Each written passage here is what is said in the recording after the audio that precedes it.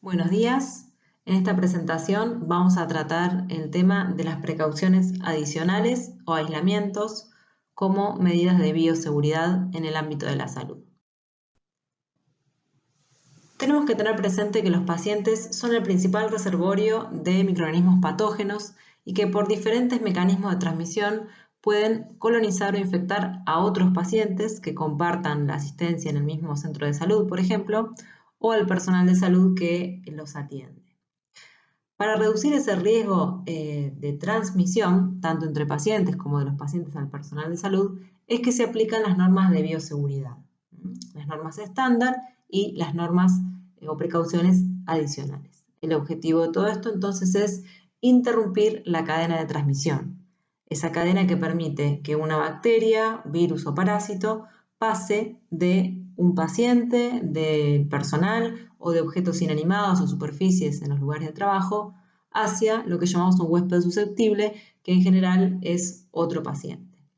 Los mecanismos de transmisión, como ya se han revisado en la presentación del primer módulo de bioseguridad, pueden ser por contacto directo, es decir, por ejemplo, de las manos del personal al hacer el examen físico de un paciente, en contacto con la piel, indirecto, por ejemplo, cuando algún elemento que se utiliza para asistir a un paciente, como puede ser algo para tomar los signos vitales como un termómetro o un tensiómetro, se contamina con esos microorganismos, o también puede ser a través de gotas de secreciones respiratorias que se emiten al toser o al hablar, que según su tamaño van a caer cerca de donde está el paciente o pueden quedar flotando en el aire, que serían el mecanismo de transmisión aérea, o también con vehículo común o vectores, pero que son menos frecuentes en el ámbito hospitalario y por eso estos últimos dos no los vamos a tratar en la presentación. Recordemos que hay dos tipos de precauciones, las precauciones estándar, que las vimos en otra presentación, y las precauciones adicionales o también llamadas aislamientos. Son adicionales porque se adicionan a las estándar que siempre deben estar presentes y utilizarse con todos los pacientes. Las precauciones adicionales o aislamientos se pueden agrupar en tres situaciones, que son aquellas destinadas a prevenir la transmisión por contacto, directo e indirecto, las destinadas a prevenir la transmisión de los patógenos por gota o droplet, como su término en inglés, y las destinadas a prevenir la transmisión aérea o por aerosoles, o también llamada respiratoria. Las estándar son las que han sido diseñadas para disminuir el riesgo de infección por patógenos transmisibles principalmente por sangre, fluidos y sustancias corporales. Por eso, cada vez que vamos a tener contacto con este tipo de fluidos, de secreciones o con piel no intacta, como por ejemplo cuando vamos a curar una herida o una úlcera, o en algún procedimiento en el que podamos tener contacto con secreciones, tenemos que utilizar los métodos de barrera para disminuir el riesgo de exposición. Las precauciones estándar están pensadas no solo para proteger al personal de salud de sufrir accidentes y exposiciones a agentes transmisibles, sino también que tienen como objetivo disminuir la infección en los pacientes que son asistidos por el personal de salud. Siempre que nosotros tomamos contacto con un paciente y no aplicamos las medidas de precaución estándar, como es el lavado de manos, tenemos que pensar que perdimos una oportunidad de prevenir una infección hospitalaria, y que estas causan morbilidad y mortalidad importantes. El tema de infecciones nosocomiales o asociadas al ámbito sanitario lo van a ver más desarrollado en otra presentación, pero tienen que quedar claro en este módulo de bioseguridad que las medidas de bioseguridad también tienen como objetivo, y es uno de sus principales objetivos, reducir la frecuencia de las infecciones nosocomiales. ¿Qué elementos utilizamos para los aislamientos o precauciones adicionales? Bueno, acá tenemos algunas fotos, fíjense que son los mismos que utilizamos y que hemos mencionado para las precauciones estándar. Los guantes, los barbijos, que hay dos tipos de barbijo, lo vamos a ver cuando veamos cada tipo de aislamiento, los camisolines y la protección facial y ocular. Veamos entonces, ahora sí en detalle, cada tipo de aislamiento, el de contacto y el de respiratorio. Comenzamos por el aislamiento respiratorio. El aislamiento respiratorio se va a indicar para prevenir la transmisión a través de los aerosoles. Los aerosoles son gotitas muy pequeñas que contienen algunos microorganismos o virus que, por ser tan pequeñas, de 2 a 3 micras, son capaces de permanecer suspendidas en el aire durante un largo periodo de tiempo y ser transportadas también por las corrientes de aire a lugares más lejanos, alejados, digamos, de donde está el paciente que, por ejemplo, tosió.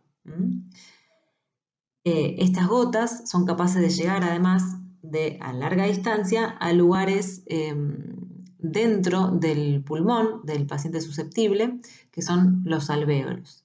Esto entonces quiere decir que si un paciente tose en un lugar y tiene una enfermedad de transmisión por aerosoles, esas gotitas de 3 micras o 5 micras, que son muy pequeñas, llevan microorganismos o virus transportados por el aire y llegan hasta los alvéolos de otro paciente susceptible, contagiando entonces a este paciente de esa infección respiratoria. ¿Cuándo tenemos que aplicar este tipo de aislamiento? Bueno, cuando hay una infección sospechada o certificada, es decir, documentada por algún patógeno que nosotros sepamos que se transmite de esta manera, a través de aerosoles. Son pocos los patógenos que tienen esta capacidad. El Mycobacterium tuberculosis, que produce la tuberculosis, el virus de la varicela, ya sea tanto cuando produce el cuadro de varicela, tan común en la infancia, como cuando por reactivación produce un herpes zóster generalizado o local en el caso de los inmunocomprometidos. También en el caso del sarampión, y podemos sumar ahora el SARS-CoV-2 según las indicaciones que figuran actualmente en las normas locales.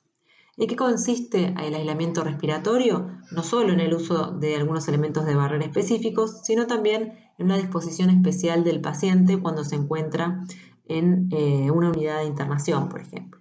La habitación debe ser individual, la puerta debe permanecer cerrada y hay que restringir las visitas y el acceso del personal a la habitación, porque consideramos que donde está el paciente, respirando, hablando y tosiendo, entonces va a haber partículas en el aire que contengan el microorganismo o el virus. Entonces cualquier persona que ingrese puede inhalar esas partículas y infectarse. Hay que limitar el traslado del paciente a lo imprescindible. Es decir, si tiene que salir a hacerse estudios, hay que organizarlos con tiempo para que el paciente no esté esperando, por ejemplo, en salas de espera, y si es posible, hacerlos todos en una misma salida. El barbijo que debemos utilizar para ingresar en la habitación en la que se halle un paciente que presenta una infección que se transmite a través de aerosoles es un barbijo especial que se llama N95, que tiene una disposición de sus fibras que no permite que sean atravesadas por este tipo de partículas. El barbijo es de uso individual, no puede compartirse entre las distintas personas que asistan a ese paciente. Debe, siempre que se moje o se doble, es decir, cuando haya cualquier cambio que pueda alterar su estructura, debe desecharse. De lo contrario, puede utilizarse algunos días. Eso se consulta con el Comité de Control de Infecciones de cada institución, que pueda ver las indicaciones del fabricante del barbijo. Y es muy importante que quede bien ajustado a la cara para no permitir fugas de aire que puedan favorecer el ingreso de estas partículas que contienen microorganismos o virus. Bien, ¿cuánto duran el aislamiento respiratorio? Dependerá de la patología en la cual está indicado. En el caso del sarampión, hasta 5 días después de la aparición del exantema. En el caso de la varicela, hasta la aparición de las lesiones costrosas. En el caso del herpes diseminado o localizado en inmunocomprometidos, es durante la enfermedad. Y en el caso de la tuberculosis falcinífera, hasta que se negativiza el cultivo. En el caso del SARS-CoV-2 hay que ver la indicación vigente en ese momento, ya que han cambiado un poco las recomendaciones e incluso hay algunas instituciones que han tomado algunas medidas diferentes de otras en cuanto al momento en que se puede suspender la indicación de aislamiento en la infección por este virus. Pero en general, siempre que el paciente esté sintomático, no puede quitarse el aislamiento respiratorio. Los aislamientos se señalizan en las instituciones de salud con carteles. Estos pueden ser digitales cuando uno va a revisar la historia clínica o también estar en la puerta de la habitación para alertar a cualquiera que vaya a ingresar a la habitación sobre las precauciones que debe tener, especialmente con ese paciente. Por ejemplo, si hay un paciente internado y va el técnico de rayos o el de laboratorio directamente a hacer la extracción o tomar una placa de tórax, no va a conocer la historia clínica del paciente. Entonces, tiene que enterarse por algún método rápido de cuáles son las precauciones que debe tomar. Como vemos acá, entre las precauciones respiratorias tenemos la colocación de un barbijo N95, la restricción de las visitas, la puerta cerrada y la higiene de manos. Que la higiene de manos forma parte de las precauciones estándar. Bueno, hay otros patógenos que se transmiten por contacto. De hecho, la mayoría de los patógenos que producen infección nosocomial tienen este mecanismo de transmisión. La transmisión por contacto se da cuando, ya sea por contacto directo con la piel del paciente o por contacto indirecto con las superficies contaminadas o los elementos que se utilizan para asistir al paciente, se encuentran contaminados con bacterias que colonizan la piel de ese paciente. Esto en general ocurre en lo que llamamos todo el entorno del paciente, la mesa de luz, la baranda de la cama, los dispositivos que está utilizando en ese momento, la ropa de cama, la ropa que utiliza el paciente y las sábanas. Por eso es tan importante la higiene del entorno del paciente y el lavado de manos antes de tomar contacto con cualquiera de estas superficies. En general, son las manos del personal de salud del vehículo en este tipo de transmisión. Y como les decía, fíjense en la figura, hay un ejemplo de cómo las bacterias que están en la superficie del paciente también están a nivel de la mesa que está al lado de la cama, y acá podría haber en realidad bacterias en todos los monitores y las bombas de infusión y las sondas y todo. Todo el entorno del paciente se considera contaminado. ¿Cuál es la indicación? ¿Qué hay que hacer cuando un paciente tiene un patógeno que requiere aislamiento de contacto, que se transmite de esta manera? Tiene que estar en una habitación privada, o si hay muchos pacientes que comparten el mismo patógeno, pueden estar en una cohorte, es decir, un grupo de pacientes con el mismo agente, colonizados o infectados. El baño debe ser privado preferentemente, y lo ideal es que tengan una antesala para colocarse y retirarse los elementos de barrera. El lavado de manos, por supuesto que es imprescindible. También, en este caso, el uso de guantes y el uso del camisolín. El material que se usa para el cuidado del paciente debe ser individual. El equipo médico, si es posible, ser descartable. Y hay que restringir, como en todos los aislamientos, las visitas y el acceso del personal a lo imprescindible. El paciente se traslada solo cuando es imprescindible, y se mantienen las medidas de aislamiento durante el traslado. En general, también se solicita al personal de enfermería que el paciente se cambie antes de ser trasladado, que se cambie también la ropa de cama, porque, como ya dijimos, esos elementos están muy contaminados. Entonces tenemos que evitar que, por ejemplo, la sábana sucia o la ropa del paciente sucia, porque ha tenido contacto, digamos, con el entorno del paciente, contaminen la camilla y los lugares donde el paciente vaya a estar durante el traslado. ¿Cuáles son algunas de las indicaciones de aislamiento de contacto en las instituciones de salud? Una muy común es la infección por bacterias multiresistentes, que lo van a ver en otro módulo, qué significa este término. También las diarreas, por algunos de estos patógenos que están en la diapositiva. Y la infección por virus sincitial respiratorio, por virus herpes zóster y para influenza, también son indicaciones de este tipo de aislamiento. Las lesiones cutáneas, cuando son extensas, también requieren este tipo de aislamiento. La escabiosis y la pediculosis, como ectoparasitosis, también requieren estos aislamientos. El impétigo, los abscesos, es decir, las infecciones cutáneas también. Lo mismo las conjuntivitis y las fiebres hemorrágicas virales. ¿Cuánto dura este tipo de aislamiento? En general, lo que dura la enfermedad. Y en el caso de los microorganismos multiresistentes, que es una indicación muy común de aislamiento en las instituciones de hospitalización de pacientes adultos, se indica por lo general durante toda la internación, e incluso también cuando el paciente reingresa, si fue dado de alto y reingresa, especialmente si estuvo expuesto a antibióticos o tiene lesiones activas, porque estos se han identificado como factores que prolongan la colonización por microorganismos multiresistentes. Incluso pueden estar 1 año o 2 años colonizados por estas bacterias. ¿Cómo se señaliza el aislamiento de contacto? Con carteles como el que vemos acá, en donde se indica qué es lo que hay que usar para ingresar a la habitación. Guantes descartables, batas también descartables y material clínico de uso individual. Lavado de manos, por supuesto, y restricción de visitas. Estos dos, lavado de manos y restricción de visitas, son comunes a todos. El aislamiento por gota se indica en aquellos pacientes en los que se sospecha o se ha documentado que tienen una infección capaz de transmitirse a través de la gota que se produce al toser o al hablar.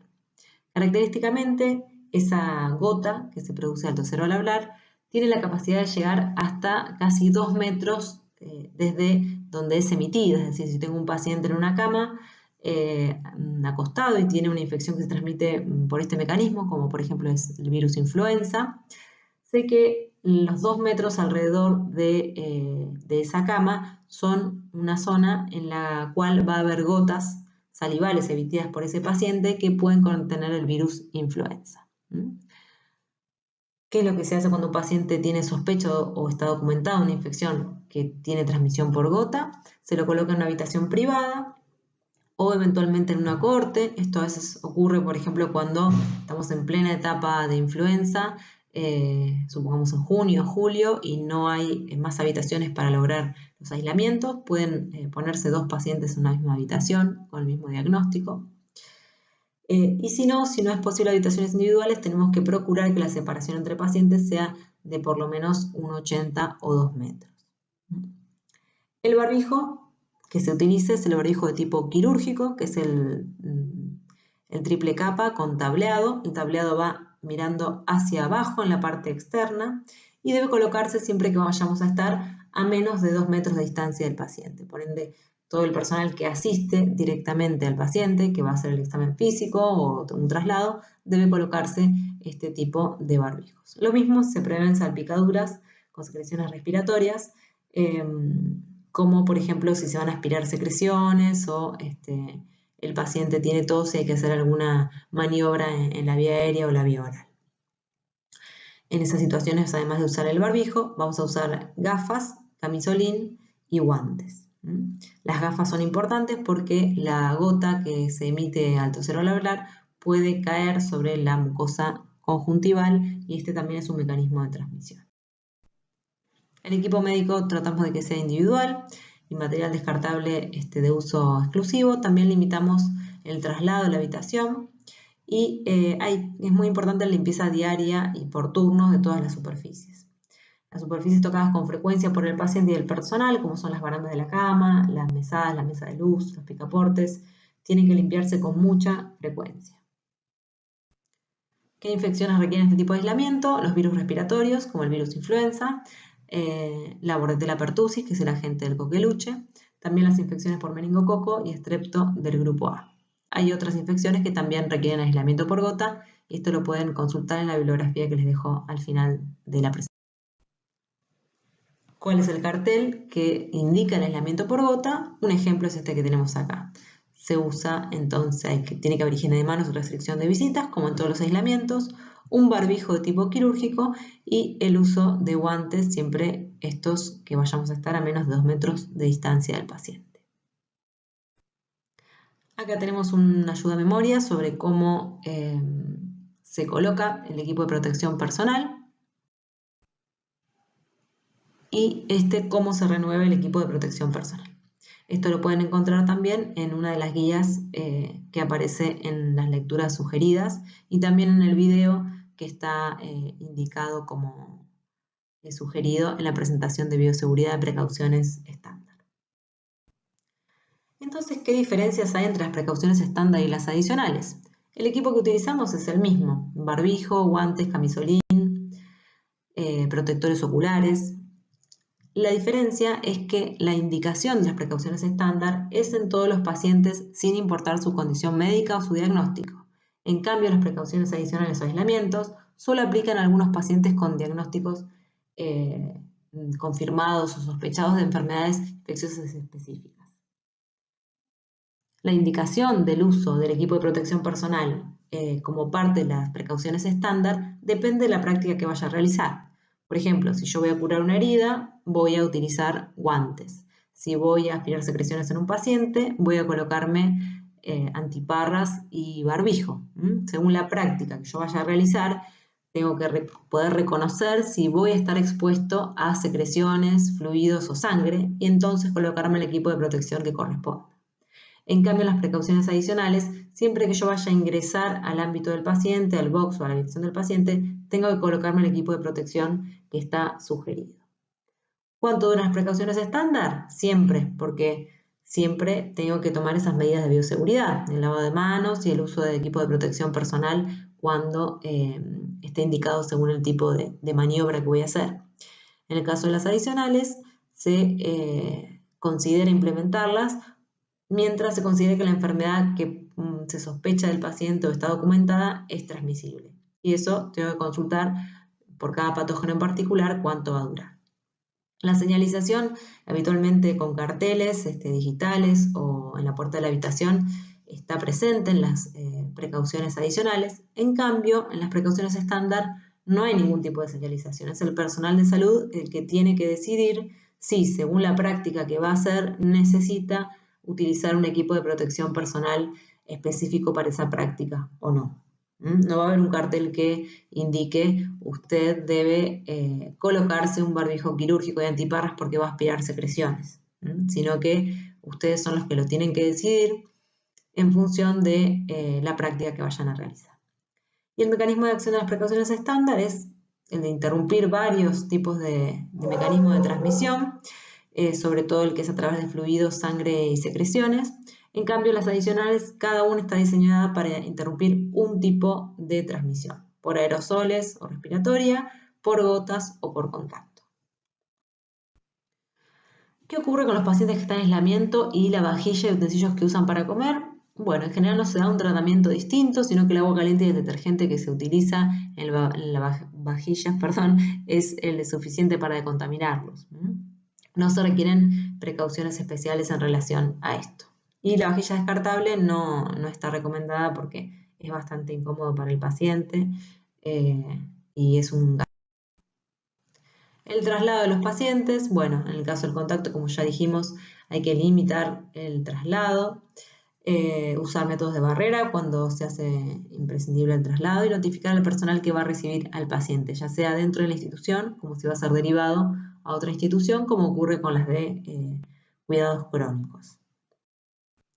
El manejo de la ropa de cama en los aislamientos, como en general en realidad debe evitarse el contacto, no hay que sacudir nunca la ropa de cama, no utilizar la ropa de cama para limpiar superficies que estén sucias, se traslada en bolsa roja y el lavado se hace con la técnica habitual, ya que el lavado en las instituciones de salud que contemplan internación y asistencia de pacientes está diseñado de manera tal que interrumpe la transmisión a través de la ropa de cama. Es decir, es suficiente con el agua caliente y el jabón de las máquinas de lavado sanitario para eliminar este tipo de microorganismos. Tratemos de que siempre esté solo lo indispensable dentro de la habitación de un paciente en aislamiento, en general de todos los pacientes, porque todo lo que está dentro de una habitación se contamina fácilmente. Siempre que un paciente quede en aislamiento, los elementos de barrera se tienen que colocar fuera de la habitación o en una antesala y recién ingresar cuando están los elementos de barrera colocados. Al alta del paciente se hace una limpieza terminal de la habitación. El material descartable se desecha, por ejemplo, si se han dispuesto gasas, cinta o lo que sea para curar una herida del paciente, eso no puede volver al office de enfermería, se tiene que desechar porque se considera contaminado. Se mantienen las precauciones indicadas hasta que la habitación está limpia, es decir, el personal de limpieza va a ingresar con guantes y camisolín si se trata de un aislamiento de contacto, con barbijo N95 si se trata de un aislamiento por aerosoles o respiratorio. Y una vez que está limpia y ventilada, entonces puede ser reutilizada. Al indicar las precauciones de aislamiento, debemos considerar que esto tiene un efecto en general negativo sobre el paciente. Ocurre que hay una reducción de las visitas del personal de salud, también de las visitas de familiares y amigos y de las salidas para hacer estudios o, en el caso de las internaciones prolongadas, salidas pseudo recreativas que hacen algunos pacientes en instituciones de cuidados crónicos dentro de la institución.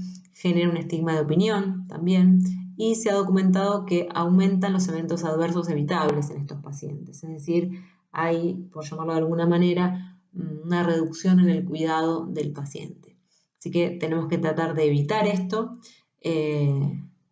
Y simplemente se logra mediante la educación del personal de salud, que tiene que conocer que utilizando el equipo de protección personal de manera correcta y realizando la higiene de manos de manera correcta, no va a adquirir la infección ni a transmitir la infección que posee el paciente. El paciente que está bajo aislamiento debe continuar recibiendo la misma calidad de atención que recibía antes de aislarse o que tienen los pacientes que no están en aislamiento. Bueno, y aquí les dejo una lectura recomendada sobre aislamientos específicamente, pero también este tema lo tienen en las lecturas que están recomendadas en la actividad, en la presentación de precauciones estándar. Muchas gracias.